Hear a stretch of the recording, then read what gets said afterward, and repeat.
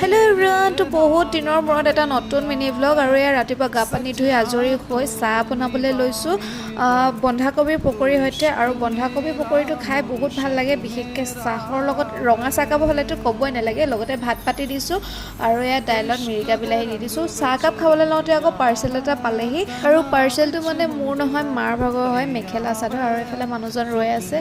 তো কাপোৰযোৰ আহিছে সুদৰ্শনা ৱাৰ্ড্ৰপৰ পৰা। যেতিয়া মানে কাপোৰটো অৰ্ডাৰ দিওঁ তেতিয়া পালেহি, ভিডিঅ' এটা কৰি পেলাইনি খুলিবলৈ কয়। গতিকে মই ভিডিঅ'টো কৰি থোৱা আছিলে, ভাবিলোঁ আপোনালোককো দেখাই দিওঁ বুলি। আৰু কাপোৰযোৰ ইমান ধুনীয়া আহিছে, মানে চুইও ভাল লাগিছে। গৰমত বিশেষকৈ মায়ে পিন্ধি বহুত আৰাম পাব, আৰু মোৰো বহুত পচন্দ হৈছে। কিন্তু মালে যিহেতু আনিছোঁ, মায়ে পিন্ধিব।